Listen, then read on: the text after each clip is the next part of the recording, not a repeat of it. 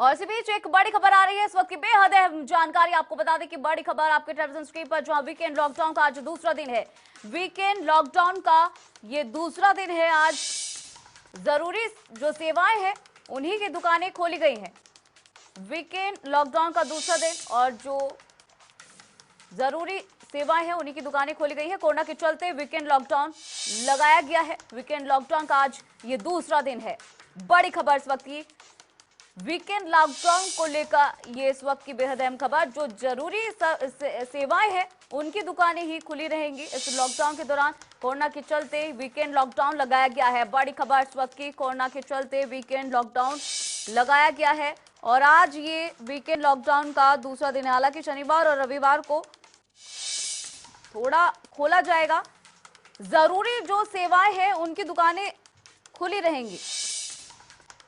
Corona के चलते weekend lockdown लगाया गया है। बड़ी खबर इस वक्त की, कोरोना के चलते आपको बता दें कि वीकेंड लॉकडाउन का ये दूसरा दिन है और जो तमाम जो जरूरी सेवाएं हैं उसकी जो दुकानें हैं वो जरूर खुली रहेंगी। रविवार को साप्ताहिक लॉकडाउन का ये दूसरा दिन रहा। आपको बता दें कि सुरेंद्र गौड़ हमारे साथ जुड़ गए हैं ज्यादा जानकारी के साथ।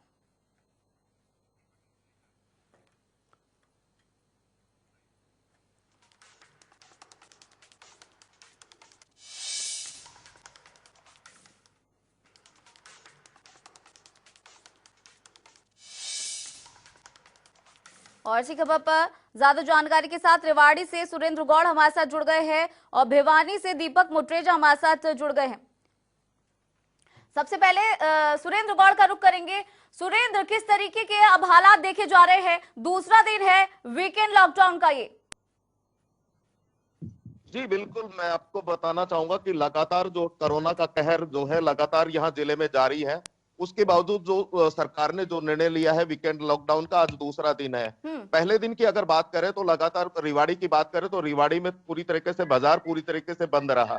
हालांकि जो रिवाड़ी के साथ जो कस्बे लगते हुए थे जैसे बावल और धारोड़ा में, वहां कुछ दुकानें खोली गई थी, लेकिन प्रशासन जो है उन्होंने कार्रवाई करते हुए जरूर वहां चालान काटे। अगर आज की बात करें तो अभी 9 बजे है। अभी तक जो जितनी भी जो जरूरी चीजों की दुकानें हैं आप देख रहे होंगे वो खुली है। बाकी सभी दुकानें जो प्रतिष्ठान है वो पूरी तरीके से बंद है। अगर इस निर्णय से लेने से पहले अगर प्रशासन की बात करूं तो रिवाड़ी के साथ लगता हुआ जो कस्बा है धारोड़ा, वहां लगातार कोरोना के मरीज बढ़ रहे थे। तो प्रशासन ने पहले भी इस तरीके के निर्णय ले लिए थे। वहां पर लगातार वीकेंड जो है 3 दिन लगातार लॉकडाउन रहा। उसके बावजूद आज भी जो बीते दिन हुआ लॉकडाउन था, उसके बावजूद वहां लोगों ने प्रतिष्ठान अपने खोले। तो इसको लेकर प्रशासन कहीं ना कहीं गंभीर नजर आया। प्रशासन ने तुरंत मौके पर पहुंचकर वहां चालान काटे।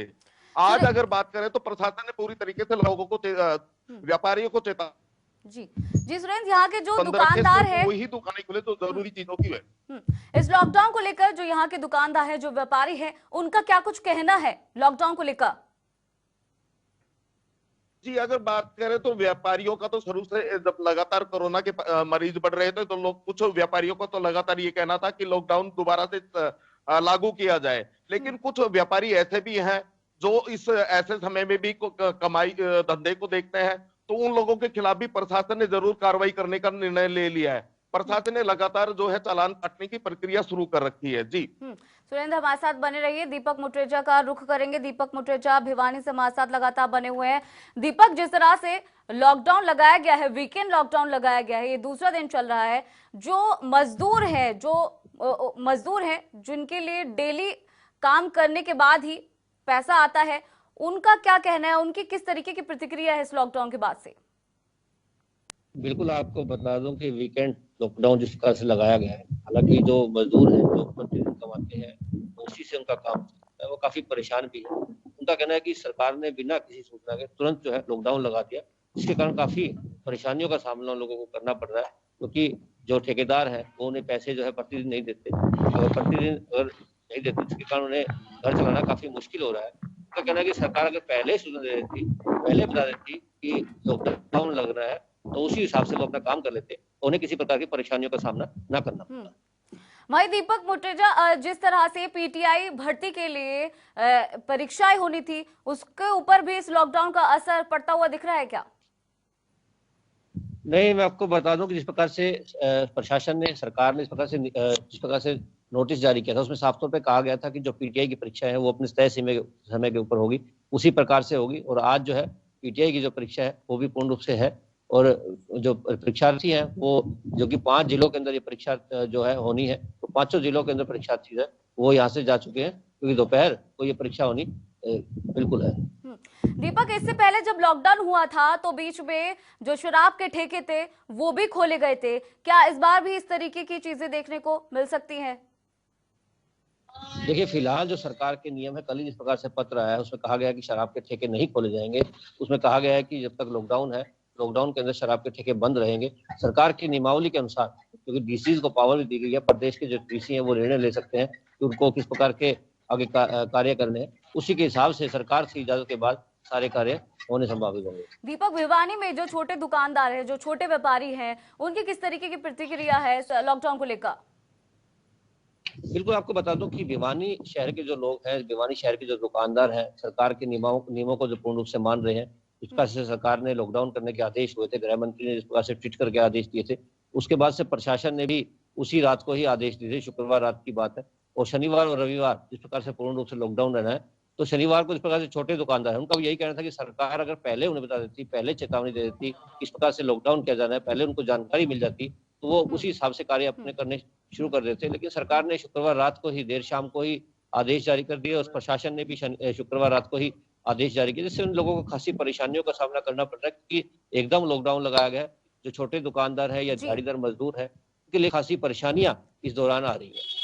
बिल्कुल दीपक, बहुत बहुत शुक्रिया इस तमाम जानकारी के लिए। सुरेंद्र, बहुत बहुत शुक्रिया इस तमाम जानकारी के लिए। तो वीकेंड लॉकडाउन का ये दूसरा है। वहीं पंचकुला में भी वीकेंड लॉकडाउन का असर देखने को मिला है। शहर में जरूरी सामान के अलावा सभी दुकानें बंद रही, बाजारों में सन्नाटा भी पसरा हुआ दिखाई दिया। आपको बता दें कि हरियाणा में कोरोना के केस 50,000 को पार कर चुके हैं। ऐसे में सरकार ने वीकेंड लॉकडाउन का फैसला लिया है ताकि प्रदेश में कोरोना की रफ्तार को रोका जा सके।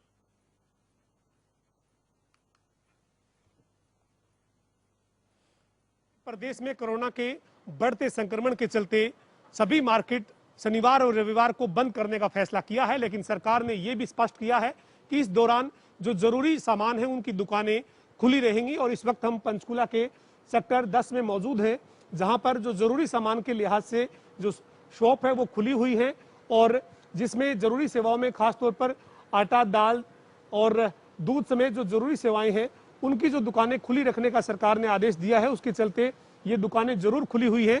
लेकिन इसके साथ ही दूसरी तरफ हम ये अगर देखें कि सरकार ने बाकी जो मार्केट बंद करने का फैसला किया है, वो बाकी मार्केट जो है वो शनिवार और रविवार को जो 2 दिन बंद रहेंगी, उसका असर भी पंचकुला में दिख रहा है। और जरूरी सेवाओं के अलावा अन्य जो दुकानें हैं वो यहाँ पर बंद भी नजर आ रही है। किस तरीके से, चाहे वो सैलून है या फिर कोई किसी निजी फर्म का ऑफिस है, वो जरूर बंद नजर आ रहे हैं।